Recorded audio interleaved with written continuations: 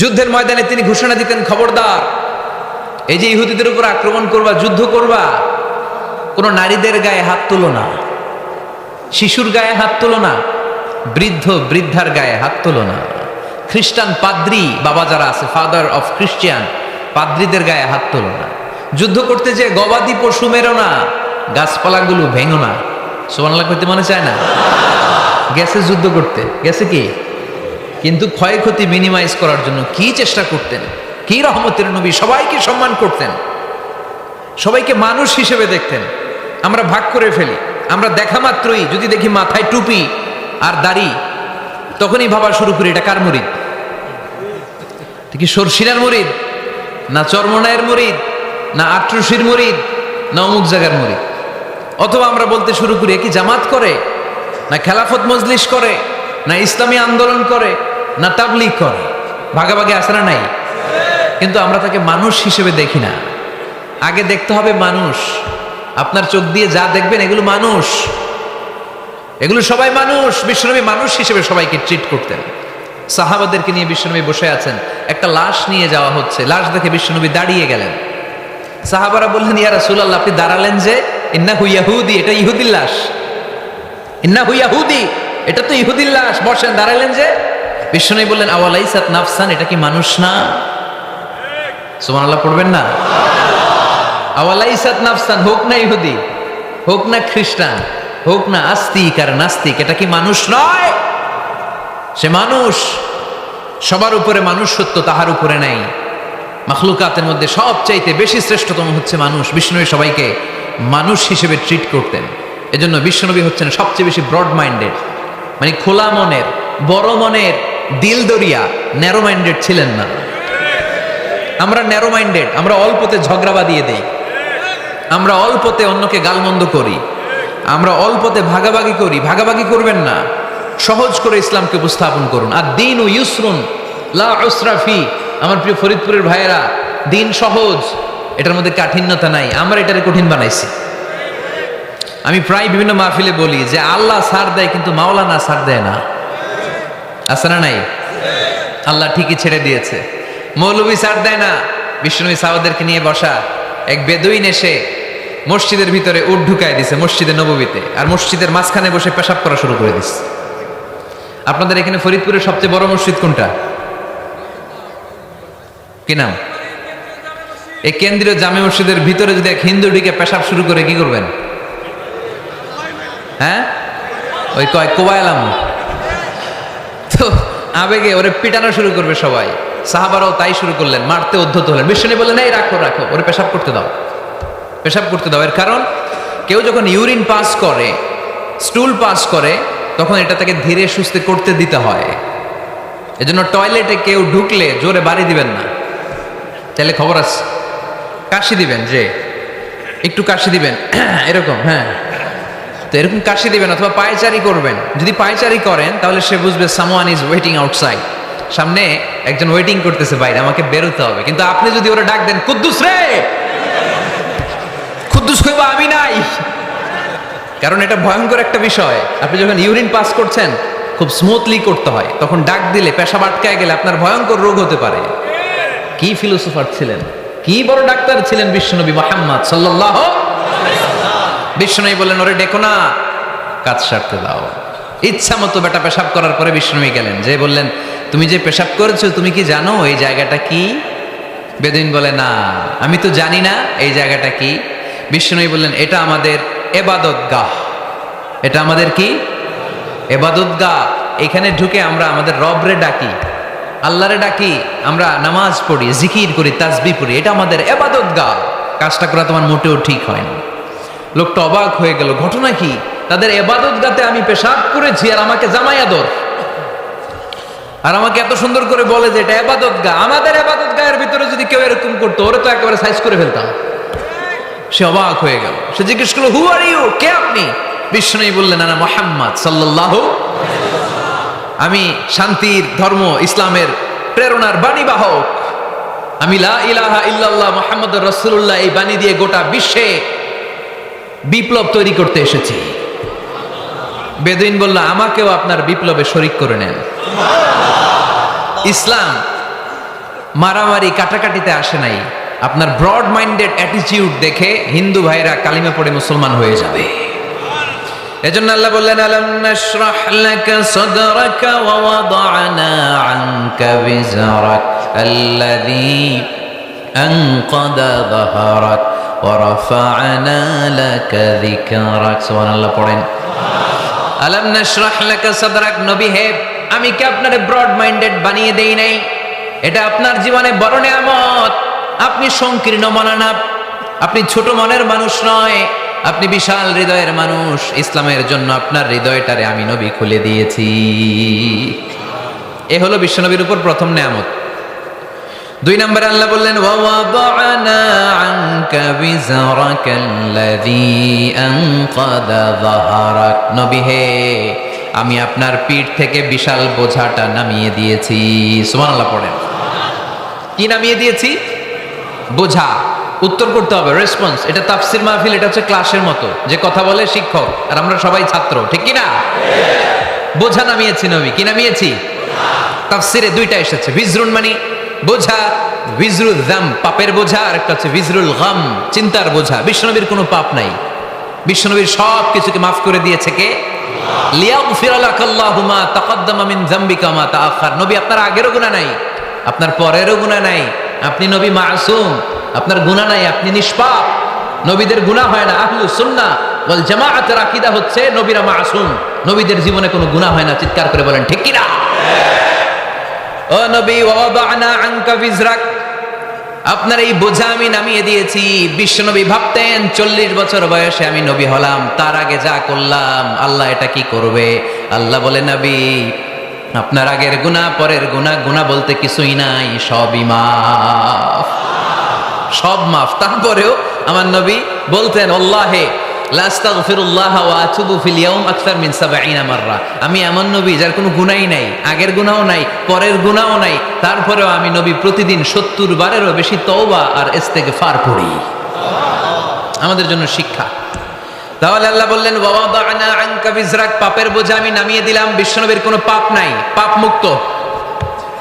তাফসিরে 2 নম্বরে এসেছে বিজরুল গাম চিন্তার বোঝা। বিশ্বনবী সব সময় আমাদেরকে নিয়ে চিন্তা করতেন। কাকে নিয়ে চিন্তা? কথা বলেন। আমাদেরও চিন্তা আছে না নাই? কিসের চিন্তা? হ্যাঁ, টাকার চিন্তা। ফরিদপুরের ভাইদের টাকার চিন্তা। আর কিসের চিন্তা আপনাদের? হ্যাঁ, উম্মতের চিন্তা।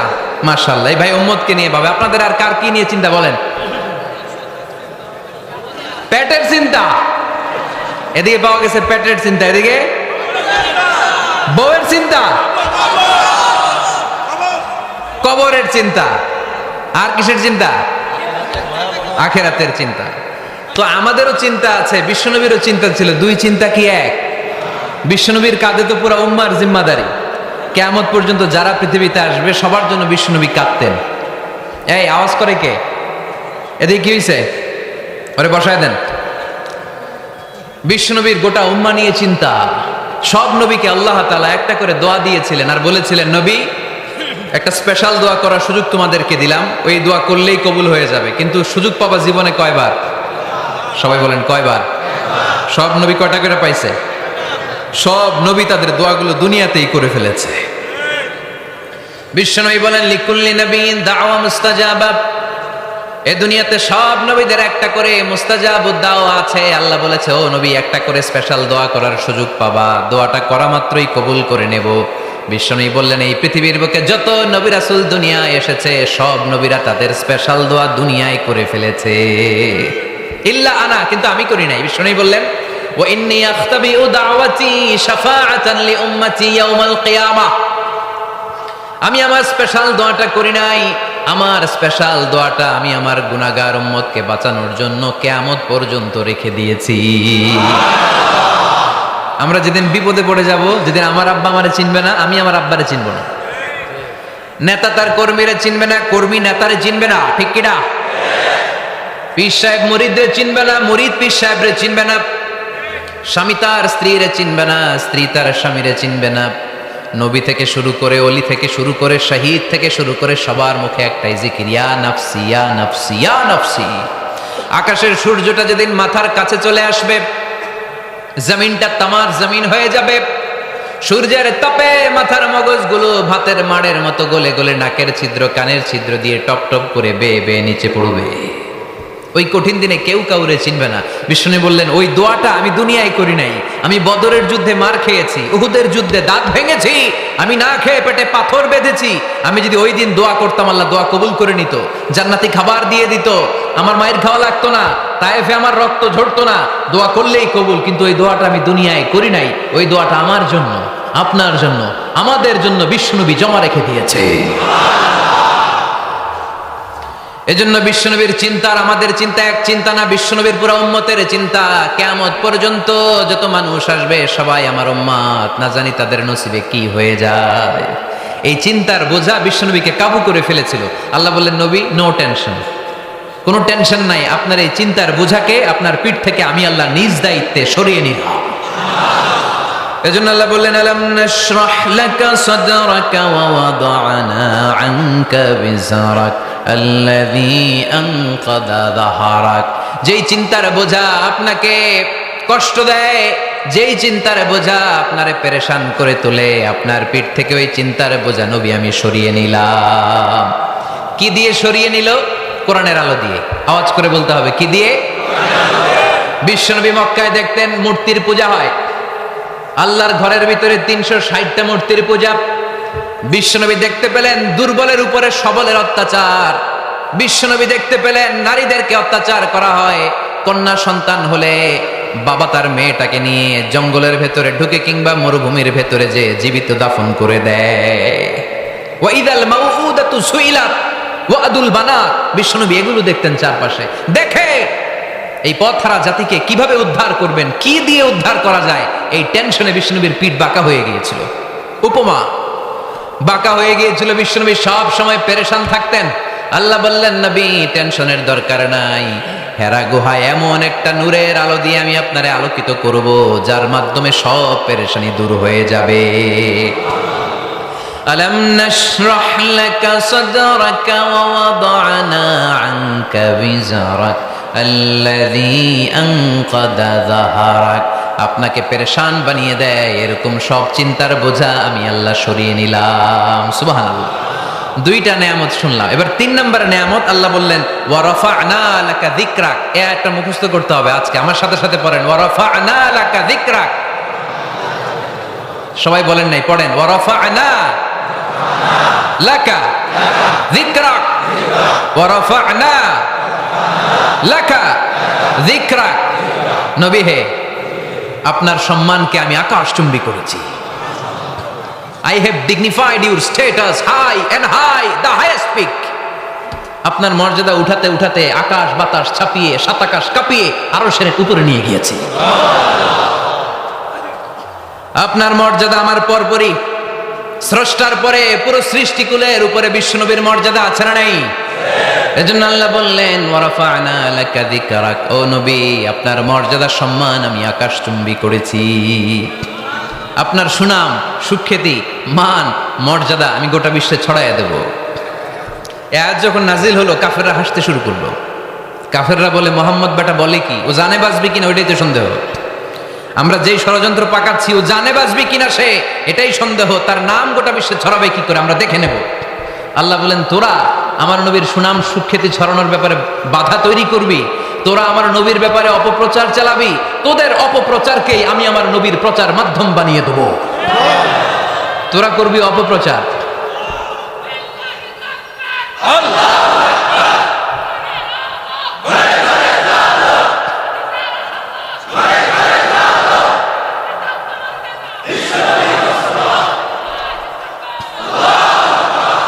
তোদের অপপ্রচারকে আমি আমার নবীর জন্য প্রচার মাধ্যম বানিয়ে দেব। এরকম অনেক সময় হয় না যে কেউ কেউ অপপ্রচার করে কারো বিরুদ্ধে, এটা তার জন্য প্রচার হয়ে যায়। কেউ অপপ্রচার চালায়, আল্লাহর মেহেরবানিতে ওইটা তার পাবলিসিটি হয়ে যায়। তার আলাদা করে প্রচার বিভাগের টিম তৈরি করা লাগে না, তার বিরোধীরাই তার প্রচার বিভাগের কাজে নেমে পড়ে। বিশ্বনবী বললেন, আল্লাহ বললেন, তোরা আমার নবীর সুনাম সুখ্যাতিকে থামাবি, তোদের মাধ্যমে আমি বিশ্বনবীর সুনাম সুখ্যাতি গোটা বিশ্বে বুলন্দ করে দেব। আবু জাহেল ঘোষণা দিল, খবরদার, হজের মৌসুম, হাজী সাহেবরা গোটা বিশ্ব থেকে আসবে। আমার দলের কর্মীরা তোরা যেটা করবি সেটা হচ্ছে হাজীদের কাছে যে বলবি মক্কায় নতুন এক পাগল আসছে, নতুন এক জাদুকর আসছে, নাম মোহাম্মদ। নাউজুবিল্লাহ পড়বেন না? খবরদার হাজী সাহেবেরা, এই পাগলের কাছে যেও না। সব হাজিরা গোটা বিশ্ব থেকে এসে মক্কার মিনা প্রান্তরে তাঁবুর ভিতরে ঢুকেছে। আর আবু জাহেলের টিম মেম্বাররা সব তাঁবুর ভিতরে উকি মাইরা কয়, খবরদার, নতুন পাগল আইছে। সবাই কয় নাম কি? কয় মোহাম্মদ। নতুন পাগল এসেছে, নাম মোহাম্মদ। নতুন জাদুকর এসেছে, তার নাম মোহাম্মদ। খবরদার, তার কাছে যেও না, তার কথা শোনো না, শুনলে তোমরাও পাগল হয়ে যাবা, তোমরাও পাগল হয়ে যাবা। সে এত বড় জাদুকর, মুহাম্মদ সাল্লাল্লাহু আলাইহি ওয়াসাল্লাম এত বড় জাদুকর, তার জাদু দেখলে, তার কথা শুনলে হাজব্যান্ড ওয়াইফের মধ্যে সম্পর্ক বিচ্ছিন্ন হয়ে যায়। সে এত বড় জাদুকর, তার কথা শুনলে বাবা আর ছেলের সম্পর্ক ছিন্ন হয়ে যায়। সে এত বড় জাদুকর, তার কথা শুনলে বন্ধু বন্ধু আলাদা হয়ে যায়। খবরদার হাজী সাহেবরা, তোমরা হজ করতে এসেছো, করো, জমজমের পানি খাও আর খেজুর নিয়ে যাবা বাড়িতে, কিন্তু মুহাম্মদ সাল্লাল্লাহু আলাইহি ওয়াসাল্লামের কাছে যাওয়া যাবে না। আচ্ছা, আপনারা বুঝে শুনে উত্তর দেন। এই যে লক্ষ লক্ষ হাজী মিনার তাঁবুতে বসা, আর আবু জাহেলের লোকটা যে বললো নতুন জাদুকরের নাম মোহাম্মদ, তার কাছে যেও না, এই লক্ষ লক্ষ হাজীরা এর আগে জীবনেও মুহাম্মদ সাল্লাল্লাহু আলাইহি ওয়াসাল্লামের নাম শুনছে? তার মানে মুহাম্মদ সাল্লাল্লাহু আলাইহি ওয়াসাল্লামের নাম তাদের কানে পৌঁছে দেওয়ার দায়িত্ব আবু জাহেল নিজেই নিয়ে নিয়েছে। চিল্লায় এখন ঠিক কিনা? অপপ্রচার প্রচার হয়ে গিয়েছে। আর সবাই মনে মনে ভাবে, কয় কি এত বড় জাদুকর, হজ করি আর না করি, আরে না দেখে যাওয়া যাবে না। হজ তাড়াতাড়ি কোন রকম সাইরা এই জাদুকরের কাছে আগে যাবো, দেখি কেমন জাদু দেখায়, দেখি কত বড় ম্যাজিশিয়ান, দেখি তো কত বড় পাগলের। কারণ আল ইনসানু হারিসুন আলা মা মুনিআ, মানুষকে যেটা নিষেধ করা হয় বেশি, মানুষ এটা করতে চায়। যদি বলি ওদিকে যাবি না, ওর বাপের কিরা ওদিকে যাবে, ঠিক কিনা? এটা আমাদের স্বভাব, আমাদের খাসলা, আমাদের বৈশিষ্ট্য। যেটা আমাদেরকে নিষেধ করা হয় বেশি, ওটা করতে মন চায়। সব হাজিরা মনে মনে ভাবলো আমরা যাব যাব, তোরা যতই বলিস না কেন যাব যাব, হজের পরে অবশ্যই যাব। দেখা গেল হজের পরে বিশ্বনবী মুহাম্মদুর রাসূলুল্লাহ সাল্লাল্লাহু আলাইহি ওয়াসাল্লামের বাড়ির সামনে বিশাল বড় গ্যাদারিং শুরু হয়েছে। সবাই লাইন ধরে দেখা করতে গেছে। দেখা করতে যে বিশ্বনবীর চেহারা দেখে প্রথম নজরেই সব পাগল। চাঁদের চেয়ে সুন্দর তুমি নবী আমার কমলিওয়ালা, চাঁদের চেয়ে সুন্দর তুমি নবী আমার কমলিওয়ালা, দু জাহানের বাদশাহ তুমি প্যারা নবী সাল্লাল্লাহু আলা, দু জাহানের বাদশাহ তুমি প্যারা নবী সাল্লাল্লাহু আলা, চাঁদের চেয়ে সুন্দর তুমি নবী আমার কমলিওয়ালা। সুবহানাল্লাহ পড়েন। এত সুন্দর চেহারা, বিষ্ণু ঈসা ইসলামের চেহারার মতো এরকম চেহারার মানুষ পৃথিবীতে আছে? দ্বিতীয়টা, অনেকে বলে সাইয়েদনা ইউসুফ আলাইহিস সালামের চেহারা নাকি বেশি সুন্দর। সুন্দর ঠিক, কিন্তু আমার নবীর চাইতে বেশি নয়। বিষ্ণু বলতেন আনা মালিহুন ওয়া আখি ইউসুফু সাবিহুন, আমার ভাই ইউসুফ হচ্ছে সবিহ, সবিহ মানে সাদা সুন্দর ধবধবে, আর আমি হচ্ছে মালিহ, মালিহ মানে এসেছে মিলহন থেকে, মিলহন মানে লবণ, মানে লাবণ্যময় সুন্দর। আমার ভাই ইউসুফ নবী সাদা সুন্দর, আমি লাবণ্যময় সুন্দর। কোনটার দাম বেশি? লাবণ্যময় সুন্দরের দাম বেশি। সাইয়েদনা ইউসুফ আলাইহিস সালামের চেহারা দেখে মিশরের মেয়েরা লেবু কাটতে যে বা কমলা কাটতে যে, আনার কাটতে, কমলা কাটতে যে আঙ্গুল কেটে ফেলেছিল। কোরআন তার সাক্ষী। ওয়া কাত্তা'না আইদিয়াহুন। আম্মা জান আয়েশা রাদিয়াল্লাহু তাআলা আনহা যখন এই ঘটনা শুনেছেন, তিনি মিশরের মেয়েদেরকে ডাক দিয়ে বলেছেন, ও মিশরের মেয়েরা, তোমরা ইউসুফ নবীর সৌন্দর্য দেখে লেবু কাটতে যে আঙ্গুল কেটেছ, আমার স্বামী পেয়ারা নবী মুহাম্মদ রাসূলুল্লাহর চেহারা যদি তোমরা দেখতা, তাহলে লেবু কাটতে যে আঙ্গুল নয়, কলিজাটা কেটে টুকরা টুকরা করে দিতা। আবার আম্মা জান আয়েশা বলতো, লাকুম শামসুন ওয়া লানা শামসুন, তোমাদের জন্য একটা সূর্য আছে, কিন্তু আমি আয়েশার জন্য আলাদা একটা সূর্য আছে। তোমাদের সূর্যটা প্রতিদিন সকালবেলা পূর্ব আকাশে উদিত হয়ে গোটা দুনিয়াটারে আলোকিত করে দেয়, আর আমার সূর্যটার নাম হলো মুহাম্মদ সাল্লাল্লাহু আলাইহি ওয়াসাল্লাম। মসজিদে নববীতে এশার নামাজের পরে আমার সূর্যটা আমার ঘরে উদিত হয়। তোমাদের সূর্য সকালবেলা পূর্ব আকাশে ওঠে গোটা দুনিয়াটারে আলোকিত করে। আমার সূর্য মুহাম্মদ এশার নামাজের পরে আমার ঘরের ভেতরে যখন উকি দেয় আমার পুরো ঘরটারে আলোকিত করে দেয় কে? এত সুন্দর চেহারা ছিল, ওনার চেহারার নূর দিয়ে হারানো সুই খুঁজে পেয়েছে বিশ্বনবীর স্ত্রীরা। চিল্লায় কোন আল্লাহু আকবার। বিশ্বনবীর চেহারার সৌন্দর্যের সাথে কারো সৌন্দর্যের কোনো মিল হবে? No comparison with our beloved prophet Muhammad সাল্লাল্লাহু আলাইহি ওয়াসাল্লাম। Whether it's the fitness, whether it's the appearance, whether it's the status, no comparison with our prophet. এটা ফিটনেসের দিক থেকে হোক, এটা চেহারার সৌন্দর্যের দিক থেকে হোক, এটা কণ্ঠস্বরের ঝংকারের দিক থেকে হোক, সম্মান আর মর্যাদার দিক থেকে হোক, আমার নবীর সম্মানের ধারে কাছেও সম্মান পৃথিবীর কারো হতে পারে না। চিল্লায় বলেন ঠিক কিনা? এজন্য আল্লাহ বললেন ওয়া রাফা'না লাকা যিকরাক। নবী আপনার সম্মান বাড়াতে বাড়াতে আমি আকাশচুম্বী করেছি। লোকজন সব যে বিশ্বনবীর দরবারে লাইন ধরেছে, হাজিরা সব বিশ্বনবীর কাছে যে চেহারা দেখেই কুপকার, বাকি জিনিস তো পরে। অনেকে আছে না, চেহারা দেখলেই মানুষ পাগল হয়ে যায়, আছে না নাই? চেহারা দেখেই পাগল, চেহারা দেখেই পাগল। তারপর তারা মিলাতে লাগলো। মিনার তাবুতে আবু জাহেলের কর্মীরা ঘোষণা দিয়েছিল এলাকায় মুহাম্মদ নামে পাগল এসেছে। তারা মিলায়ে দেখে না, এই মহামানব কোনোদিন পাগল হতে পারে না, কারণ পাগলের চুলগুলো থাকে উস্কো খুস্কো, ঠিক কিনা? আমার নবী সাল্লাল্লাহু আলাইহি ওয়াসাল্লামের চুল উস্কো খুস্কো ছিল? কত সুন্দর চুল আঁচড়ে রাখতেন, জাইতুনের তেল দিতেন, আতর ঢেলে মাথার শীতের মধ্যে ঢেলে দিতেন, কপাল বেয়ে বেয়ে পড়তো, আর যেখানে সেজদা দিতেন সেজদার জায়গা আতরের ঘ্রাণে আমোদ হয়ে যেত। হাতের তালুতে পারফিউম মাখতেন, আর মানুষের সাথে মুসাফা করলে যার সাথে মুসাফা তার হাতের সাথে নবীর ব্যবহৃত পারফিউমের ঘ্রাণ ছুটে যেত। এত পরিচ্ছন্ন ছিলেন তারা। বিশ্বনবীর চেহারার সাথে আবু জাহেলের বক্তব্যের মিল খুঁজে পায় না। তারা বলে না, এই লোক কখনো পাগল হতে পারে না। পাগলের চুল থাকে উস্কো খুস্কো, জামা থাকে ছিঁড়া ফাড়া, গায়ের মধ্যে থাকে ময়লা। পাগল কখনো দাঁত মাজে না, কিন্তু বিশ্বনবীর মুচকি হাসির ফাঁক দিয়ে দাঁতের দিকে তাকালে মানুষগুলো সব পাগল হয়ে যায়। স্মাইল দিতেন বিশ্বনবী, স্মাইল, মুচকি হাসি, তাবাসসুম। বিশ্বনবীর মুচকি হাসি দেখলে মানুষ পাগল হয়ে যেত, পাগল পাড়া হয়ে যেত। তারা বলে না না, এই মহামানব তো কখনো পাগল হতে পারে না। আবার মিলাতে লাগলো। আবু জাহেলের কর্মীরা বলেছিল এটা নাকি বড় জাদুকর, কিন্তু তারা বলে না না, এই অসাধারণ লোকটা জাদুকরও হতে পারে না, সে তো কোনো মন্ত্র পড়ে না। জাদু করার জন্য মন্ত্র পড়ার দরকার আছে না নাই? বিষ্ণুনবী কি মন্ত্র পড়তো? বিষ্ণুনবী কি পড়ে শোনাতো? চিল্লায় বলেন, কি পড়ে শোনাতো? কোরআন শোনাতো। এত সুন্দর কণ্ঠ ছিল বিশ্বনবীর, পাগল হয়ে যেত মানুষ শুনতে শুনতে, পাগল পাড়া হয়ে যেত, বিমুগ্ধ হয়ে যেত। তারা সবাই বলতে আরম্ভ করলো, আবু জাহেল তুমি মিথ্যাবাদী, তবে তোমাকে ধন্যবাদ এরকম একটা মানুষের সাথে পরিচয় করিয়ে দেওয়ার জন্য। সুবহানাল্লাহ কইলেন না? আমরা মেনে নিতে পারলাম না সে পাগল নয়, জাদুকর নয়, সে হলো এই জামানার পয়গাম্বার। আমরা পড়ে নিলাম লা ইলাহা ইল্লাল্লাহু মুহাম্মাদুর রাসূলুল্লাহ সাল্লাল্লাহু আলাইহি ওয়াসাল্লাম। রাফা'না লাকা যিকরাক। নবী হে, এইভাবে আমি আপনার সম্মানকে বাড়িয়েছি। হাইসুমা যুকিরতু যুকিরতা মাই। নবী যেখানে আমার নাম নেওয়া হবে আমার পরপর আপনার নামও নেওয়া হবে। পড়েন সুবহানাল্লাহ।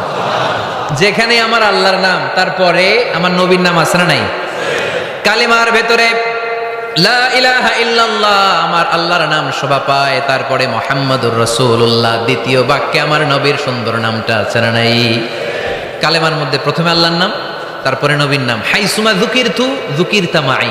নবী কিভাবে আপনার মর্যাদা আমি বাড়াবো জানেন? যেখানে আমি ওইখানেই আপনি। যেখানে আমার নাম নেওয়া হবে তারপরেই সৃষ্টিকুলের মধ্য থেকে শুধু আপনার নাম নেওয়া হবে। সুবহানাল্লাহ পড়েন।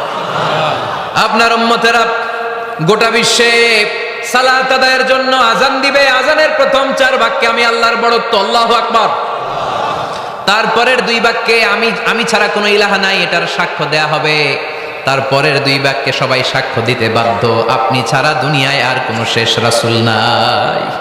তার মানে আজানের মধ্যেও আমার আল্লাহর নামের পরে আমার নবীর নাম আছে না নাই? এরপর আমরা একামত দিয়ে জামাত শুরু করি। এই জামাতের আগে যে একামতটা দেই, এই একামতেও আল্লাহর নামের পরে আমার নবীর নামটা আছে না নাই? আল্লাহু আকবার, আল্লাহু আকবার। আশহাদু আন লা ইলাহা ইল্লাল্লাহ, আশহাদু আন্না মুহাম্মাদার রাসূলুল্লাহ সাল্লাল্লাহু। তার মানে আজানে আমার নামের পরে আপনার নাম, একামতে আমার নামের পরে আপনার নাম। নামাজের শেষে যখন আমরা শেষ বৈঠকে বসি, সেখানে বিশ্বনবীর উপর দুরূদ আছে না নাই? তার মানে সব জায়গায় বিশ্বনবীর নাম নেওয়াকে আবশ্যক করে দিয়েছে কে?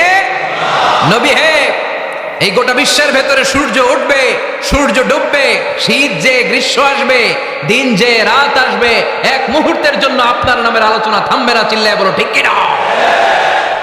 রাফা'না লাকা যিকরাক, I have dignified your status very high, very high। অনেক উপরে নিয়েছি, আকাশ বাতাস ছাপিয়ে, সাত আকাশ কাঁপিয়ে আরশ পর্যন্ত আমি আপনার মর্যাদাকে বুলন্দ করেছি। এই পৃথিবীতে যত আসমানি কিতাব এসেছিল, সবগুলো আসমানি কিতাবে বিষ্ণুনবীর নাম উল্লেখ করেছে কে? তার মানে তাওরাতের ভেতরে বিষ্ণুনবীর নাম আছে না নাই? ইনজিলে, জাবুর, সুহুফে ইব্রাহিম, সুহুফে মূসা, আল্লাযী ইয়াজিদুনাহু মাকতুবান ইনদাহুম ফিত তাওরাতি ওয়াল ইনজিল। ইহুদিরা খ্রিস্টানরা বিষ্ণুনবীর মানতে চাইতো না। তারা বলতো, মুহাম্মদ তোমার নাম তো আমাদের কিতাবে নাই। বিষ্ণু বললেন পড়ো। তারা পড়তে পড়তে বিষ্ণুনবীর জায়গাটা লুকিয়ে রাখতো, যেখানে বিষ্ণুনবীর নাম ওরা এভাবে ধরে রাখতো। বিষ্ণু ইসা ইসলাম এক সাহাবাকে বললেন, আমি তো ওদের ভাষা বুঝি না, তুমি ওদের ভাষা বুঝে দেখো কোন জায়গায় সোরামিটা করো। প্রতিটা কিতাবের প্রতিটা পাতায় পাতায় বিষ্ণুনবীর নাম আছে না নাই? সাইয়েদনা আদম আলাইহিস সালাম থেকে শুরু করে ঈসা আলাইহিস সালাম পর্যন্ত যত নবী এসেছে, সব নবী সুসংবাদ দিয়েছে যে একজন নবী আসবে, যে নবী আসার মধ্য দিয়ে এই আম্বিয়া আলাইহিমুস সালাম পৃথিবীতে আসার যে ধারাবাহিকতা, এই সিলসিলা, এই চেইনকে আল্লাহ তাআলা কাট অফ করে দিবে। সাইয়েদনা আদম তার বংশধরদেরকে বলেছে, নূহ আলাইহিস সালাম তার প্রজন্মকে বলেছে, ইব্রাহিম আলাইহিস সালাম তার জেনারেশনকে বলেছে, মূসা আলাইহিস সালাম বনি ইসরাইলকে শুনিয়েছে। সর্বশেষ সাইয়েদনা ঈসা আলাইহিস সালাম এসে বলেছে, ইয়াতি মিন বাদি ইসমুহু আহমদ, আমার পরে এমন এক নবী আসবে, তার নাম চিল্লায় বলেন আহমদ। বড় বিশ্বস্ত, সে কোন বন্ধু বলো বেশি বিশ্বস্ত, সে কোন বন্ধু বলো বেশি বিশ্বস্ত, কার কাছে মন খুলে দেয়া যায়, কার কাছে প্রাণ খুলে বলা যায়, হওয়া যায় অতি আশ্বস্ত, তার নাম আহমদ বড় বিশ্বস্ত। সুবহানাল্লাহ পড়েন। ইয়াতি মিন বাদি ইসমুহু আহমদ, আমার পরে এমন এক নবী আসবে, তার নাম হবে আহমদ। এই নবীর পরে আর কোন নবী আছে? চিল্লায় বলেন লা নবিয়্যা বাদি ওয়ালা রাসূলা, আমার পরে কোনো নবীও নাই, আমার পরে কোনো রাসূলও নাই। তবে আমার পরে যদি নবী হওয়ার যোগ্যতা কারো থাকে, আমার ওমরে ফারুক নবী হওয়ার যোগ্যতা রাখে। কোন নবী নাই, খাতামুন নবিয়্যিন, আমার পরে কোনো নবী নাই। তার মানে বিশ্বনবীর জীবনে 3 নম্বর নিয়ামত হলো রাফা'না লাকা যিকরাক। মর্যাদা আমি বাড়াতে বাড়াতে বাড়াতে বাড়াতে নবী অনেক উপরে নিয়েছি।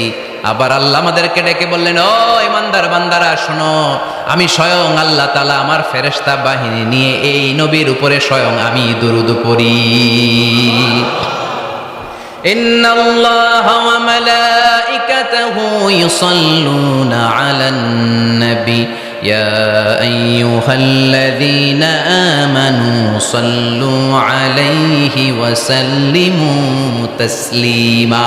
পড়েন আল্লাহুম্মা সাল্লি আলা মুহাম্মদ ওয়া আলা আলি মুহাম্মদ কামা সাল্লাইতা আলা ইব্রাহিম ওয়া আলা আলি ইব্রাহিম ইন্নাকা হামিদুম মাজিদ।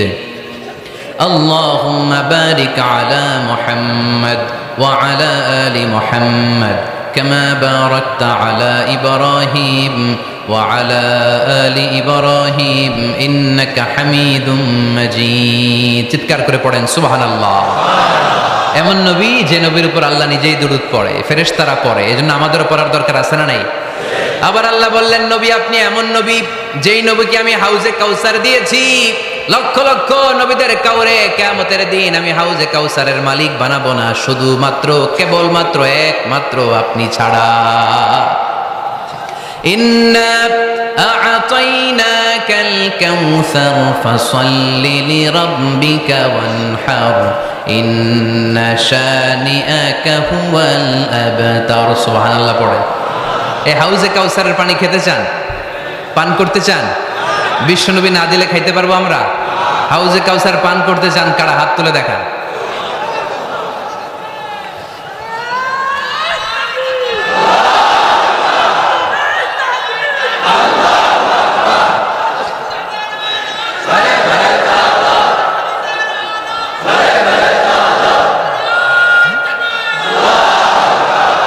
আহলা মিনাল আসাল, হাউজে কাউসারের পানি মধুর চেয়েও মিষ্টি।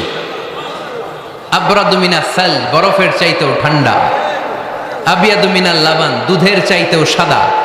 মান শারিবা মিনহা শারবাতান লাম ইয়াজমা আবাদা, এক ঢোক হাউজে কাউসারের পানি যে খাবে চিরকালের জন্য তার গলার তৃষ্ণা মিটে যাবে। ওই হাউজে কাউসার বিশ্বনবীকে দিয়ে বিশ্বনবীর মর্যাদা বাড়িয়েছে কে? আবার আল্লাহ বললেন, নবী, পৃথিবীর অনেক নবীকে আমি নৈতিক বিজয় দান করেছি, কিন্তু সবাইকে আমি রাজনৈতিক বিজয় দান করি নাই। আপনাকে আমি এমন নবী করে দুনিয়ার বুকে পাঠিয়েছি, আপনাকে আমি নৈতিক বিজয় দান করেছি, পাশাপাশি রাজনৈতিক বিজয়ও দান করেছি। সুবহানাল্লাহ। বিশ্বনবী একাধারে যেমনি মসজিদে নববীর ইমাম ছিলেন, পাশাপাশি মদিনার রাষ্ট্রের প্রেসিডেন্ট ছিলেন, ঠিক কিনা? তার মানে ইমাম বা নেতা এমন হওয়া দরকার যে নামাজও পড়াতে পারে, আবার সমাজও শাসন করতে পারে, ঠিক কিনা? এমন নেতার দরকার আছে না নেই? এজন্য বিশ্বনবী বললেন, রব্বি আদখিলনি মুদখালা সিদকিন ওয়া আখরিজনি মুখরাজা সিদকিন ওয়াজআলনি মিন লাদুনকা সুলতানান নাসীরা। ও আল্লাহ, আপনি আমারে সত্যতার সাথে মক্কায় রাখেন, বের করলেও সত্যতার সাথে বের করেন, আর আপনি আমাকে বিজয়ী শক্তি দান করেন। বিজয়ী শক্তি, রাজনৈতিক শক্তি বিশ্বনবী আল্লাহ তাআলার কাছ থেকে দোয়া করে চেয়ে নিয়েছেন। চিল্লায় বলেন ঠিক কিনা? রাজনৈতিক শক্তির দরকার আছে না নাই? দরকার আছে? তা আস্তে করে বললেন কেন? রাজনৈতিক শক্তি থাকার দরকার আছে না নাই? দেখেন, বাংলাদেশ সৃষ্টি হয়েছে কত সালে বলেন? কত সাল? বাংলাদেশের বার্থডে কবে? 1971-এ। এই 71 সালের পর থেকে আমাদের বাংলাদেশে সুদ আছে না নাই? কিন্তু সুদের বিরুদ্ধে ওয়াজ আছে না নাই? আলেম ওলামারা আজীবন সুদের বিরুদ্ধে ওয়াজ করছে। আমরা ওয়াজ আগে করতাম, এখন করতেছি, সামনেও করব, মাগার সুদ মরবে না। এর কারণ যেটা আইন করে প্রণয়ন করা হয় ওইটা ওয়াজ করে মারা যায় না, ওইটারে আইন করে নষ্ট করতে হয়। চিল্লায় বলেন ঠিক কিনা? আমি সারা জীবন সুদের বিরুদ্ধে ওয়াজ করলে সুদ যাবে না, কিন্তু দেশনেত্রী মাননীয় প্রধানমন্ত্রী যদি কালকে ঘোষণা দেয় বাংলাদেশের কোনো ব্যাংকে ব্যাংকিং ফিনান্সিয়াল ট্রানজাকশনে কোনো সুদ চলবে না, তার পরের দিন থেকে বাংলাদেশে কোনো সুদ থাকবে না। চিল্লায় বলেন ঠিক কিনা? এজন্য সাইয়েদনা ওমর ফারুক বলতেন, ইন্নাল্লাহা লা ইয়াযাউ বিল কুরআন মা ইয়াযাউ বিস সুলতান। আল্লাহ মাঝে মাঝে ক্ষমতার মাধ্যমে এমন কিছু করে যেটা আল্লাহ কোরআনের মাধ্যমেও করে না। চিল্লায় বলেন ঠিক কিনা? কালকে যদি ঘোষণা হয়ে যায় 5 ওয়াক্ত নামাজ যদি না পড়া হয় 5 বেত। কয় বেত? চেয়ারম্যান না পড়লে চেয়ারম্যানের পিছনে 5 বেত, এমপি না পড়লে এমপির পিছনে 5 বেত। কথা বলেন? মাননীয় প্রধানমন্ত্রী যদি এটা ঘোষণা দিয়ে দেয় যে কালকে থেকে নামাজ না পড়লে 5 বেত, এটা সবার জন্য এই আইন। একটা বেনামাজি খুঁজে পাওয়া যাবে? সব কই দৌড়াবে? মসজিদে অজু থাকলেও দৌড়, না থাকলেও দৌড়। কারণ মায়ের উপরে কোনো ওষুধ আছে?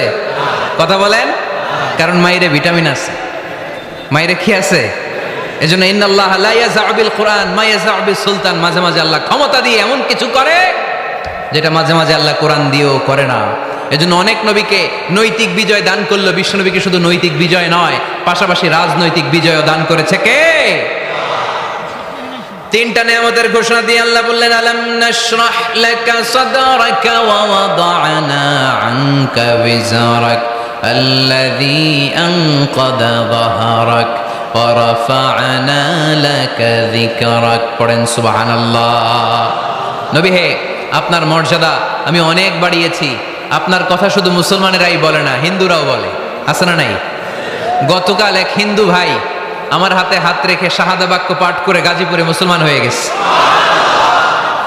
বিশ্বনবীর কথাগুলো যখন তারা শোনে তারা নিজেদেরকে ধরে রাখতে পারে না। আপনারা মহাত্মা গান্ধীর নাম শুনেছেন?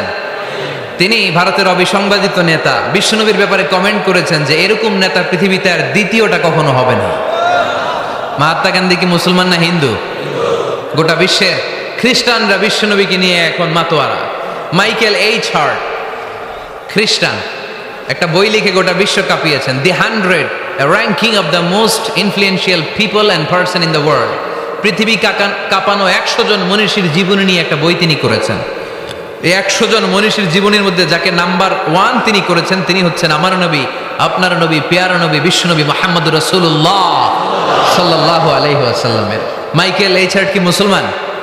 সে একজন খ্রিস্টান। তার মানে ওয়ারাফা'না লাকা যিকরাক, বিশ্বনবীর সম্মান শুধু আমাদের মুখ দিয়ে প্রচারিত হয় না, ইহুদি, খ্রিস্টান, বৌদ্ধদের মাধ্যমেও বিশ্বনবীর সম্মানকে বাড়িয়ে দিচ্ছে কে?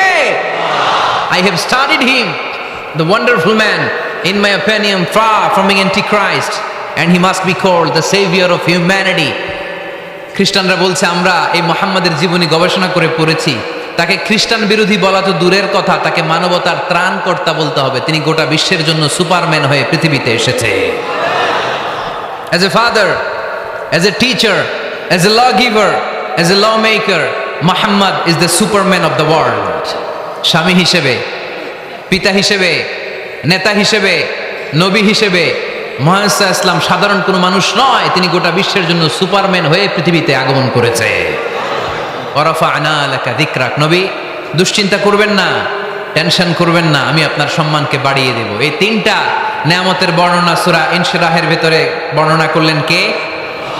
এরপরে রব্বুল আলামিন বিশ্বনবীকে নেয়ামতের বর্ণনার ঘটনা শুনিয়ে বিশ্বনবীকে সান্ত্বনা বাণী শোনাচ্ছেন আর পড়ছেন, ফা ইন্না মাআল উসরি ইউসরান, ইন্না মাআল উসরি ইউসরা। নবী গো, নিশ্চয়ই কষ্টের পরে আছে আনন্দ, দুঃখের পরেই আছে সুখ। সুবহানাল্লাহ। কষ্টের পরে আনন্দ, দুঃখের পরে। The struggle is impermanent in our life. দুঃখ কষ্ট এটা আমাদের জীবনে পার্মানেন্ট না, এটা সাময়িক। আচ্ছা, আওয়াজ করে উত্তর দেন তো, এক বছরে কয়দিন আপনাদের ফরিদপুরে? কয়দিন? 365 দিন। গত 365 দিনে না খেয়েছিলেন কয়দিন? 20 দিন, 30 দিন। তার মানে অল্প কিছুদিন না খেয়েছিলাম, সারা বছরই খেয়েছিলাম, ঠিক কিনা? আচ্ছা, তো 365 দিনে অসুস্থ ছিলেন কয়দিন? 4-5 দিন, কিংবা 20 দিন, কিংবা 1 মাস, কিংবা 56 দিন, কিংবা 65 দিন। তার মানে বাকি 300 দিন আরামে ছিলাম কি ছিলাম না? তার মানে আমাদের জীবনে দুঃখ বেশি না আনন্দ বেশি? সুখ বেশি না কষ্ট বেশি? এজন্য আল্লাহ বললেন, খবরদার, মুমিন কখনো হেরে যায় না, মুমিনের হারাবার কিছু নাই। মুমিনের জীবনে যদি আনন্দ আসে, মুমিন শুকরিয়া করে, শুকরিয়া করলে সওয়াব আছে না নাই? আর মুমিনের জীবনে যদি দুঃখ আসে, মুমিন সবর করে, ধৈর্য ধরে, ধৈর্যেও সওয়াব আছে না নাই? তাহলে আমাদের সব দিক দিয়েই তো লাভ। আনন্দের দিনগুলাতে শুকরিয়া করব, আর দুঃখের দিনগুলাতে ধৈর্য ধরবো, দুইটার মধ্যে সওয়াব আছে না নাই? এজন্য বিশ্বনবী বললেন, আজাবান লি আমরিল মুমিন, মুমিনের বিষয়টা খুবই আশ্চর্যের। ফাইন আসাবাতহু সাররাউন শাকারা, মুমিন যদি আনন্দে থাকে সে শুকরিয়া করে, শুকরিয়া করলে লাভ আছে না নাই? ওয়াইন আসাবাতহু দাররাউন সাবারা, আর দুঃখে পড়লে সে সবর করে, ধৈর্য ধরে, ধৈর্য ধরলে সব আছে না নাই? তার মানে আমাদের হারাবার কিছু আছে? মাঝে মাঝে আল্লাহ আমাদেরকে দুঃখ কষ্ট দিয়ে পরীক্ষা করতে চান, এগুলো আমাদের জন্য খারাপ নয়। এই দুঃখ কষ্ট বিপদ আমাদের কোমরকে সোজা করে, আমাদের পায়ের মাটিকে শক্ত করে, চিল্লায় বলেন ঠিক কিনা? প্রতিকূল পরিবেশে কিভাবে বাঁচতে হয় এই দুঃখ কষ্ট আমাদেরকে শেখায়। এজন্য মুমিন বান্দার বৈশিষ্ট্য হচ্ছে দুঃখ কষ্ট বেদনা জ্বালা এগুলোতে সে আপসেট হয় না, সে হাল ছেড়ে দেয় না, সে ভরসা রাখে একজনের উপর। চিল্লায় বলতে হবে তিনি কে? কারণ মুমিন জানে রাত্রি যত গভীর হয়, অন্ধকার তমানিসা ভেদ করে সুবহে সাদিক হয়। মুমিন জানে গর্ভবতী নারীর পেটের ব্যথা যেই দিন বাড়তে থাকে, ওই দিনই নতুন মেহমান আগমনের সময় ঘনাতে থাকে। মুমিন জানে তার জীবনে দুঃখ কষ্ট বিপদ যত বাড়তে থাকে, সুখের দিন কাছে আসতে থাকে। এজন্য মুমিনের হারাবার কিছু নেই। ফা ইন্না মাআল উসরি ইউসরা, ইন্না মাআল উসরি ইউসরা। নবী হে, কষ্টের পরেই আছে আনন্দ। দুঃখের পরেই আছে সুখ। আপনি সমস্যায় পড়েছেন, ওই সমস্যার সমাধানও আছে না নাই? এই পৃথিবীতে এমন কোনো সমস্যা আছে যেটা সমাধান নাই? কথা বলেন। সমস্যা তৈরি করেছে কে? আবার সমাধানও দিয়েছে কে? Allah doesn't create a lock without its key. Allah কখনো চাবি না বানাইয়া ওইটার তালা বানায় নাই। কথা কন। তালাও যেহেতু আছে, ওই তালার চাবিও বানিয়েছে কে? মা আনজালাল্লাহু দাআন ইল্লা আনজালাল্লাহু লাহু শিফা। আল্লাহ দুনিয়ায় এমন কোন রোগ পাঠায় নাই যেই রোগের ঔষধ বানায় নাই, এমন কোন রোগ নাজিল করে নাই যেই রোগের কোনো চিকিৎসা বানায় নাই, হয়তো সেটা আবিষ্কার হয় নাই। অনেকে ক্যান্সারের কথা বলতে পারেন যে হুজুর ক্যান্সার এমন রোগ, এই ক্যান্সার তার নাই কোনো অ্যান্সার, কিন্তু বিজ্ঞানীরা বলতেছে এটারও অ্যান্সার আবিষ্কৃত হচ্ছে। সুবহানাল্লাহ কইবেন না? কিছু কিছু ক্ষেত্রে হয়েও গিয়েছে। এজন্য দুঃখের পরেই আছে সুখ, কষ্টের পরেই আছে আনন্দ। এই দুনিয়াটাই এরকম, কষ্টের পরই আনন্দ। দেখবেন তারাবির নামাজ 20 রাকাত পড়তে কষ্ট লাগে না? কোমরে ব্যথা, হাঁটুতে ব্যথা, কিন্তু 20টা রাকাত যখন শেষ করে মসজিদ থেকে বের হই, একটা আনন্দ আছে না নাই? কষ্ট করে পরীক্ষার জন্য প্রিপারেশন নিলেন আপনি কয়েক মাস, কিন্তু ফলাফল যখন ভালো হয় তখন একটা আনন্দ আছে না নাই? সারাদিন রোজা রাখলেন রমজানে, কি কষ্ট, তৃষ্ণায় গলা ফেটে যায়, কিন্তু ইফতারির সময় যখন রুহাবজা শরবতটা খাই কেমন লাগে? একটা আনন্দ আছে না নাই?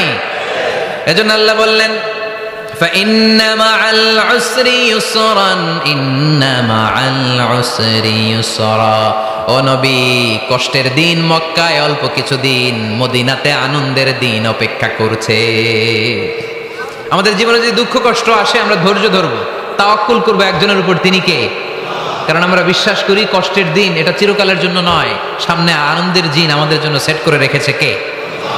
তাহলে আমরা সূরাতুল ইনশিরাহ থেকে 3টা নিয়ামতের বর্ণনা শুনলাম, বিশ্বনবীকে কি সান্ত্বনা দেয়া হলো সেটা শুনলাম। এবার 2টা গাইডলাইন শুনে তাফসীর আমরা শেষ করব। শুনতেছেন?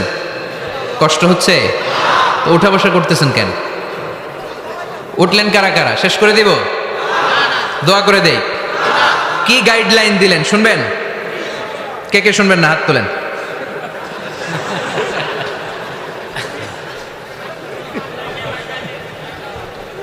কষ্ট হইতেছে? গরম লাগতেছে না? আমিও ঘামতেছি আপনাদের সাথে সাথে। অনেক গ্যাদারিং হয়ে গেছে। আসেন আল্লাহর নামে 3টা তাকবীর দেই, তারপর কোন 2টা গাইডলাইন তিনি বিশ্বনবীকে দিলেন ওই নির্দেশনা বাণীটুকু শুনে আজকে আমরা বিদায় নিব। আওয়াজ করে পড়তে হবে লিল্লাহে তাকবীর, লিল্লাহে তাকবীর, লিল্লাহে তাকবীর। Guideline number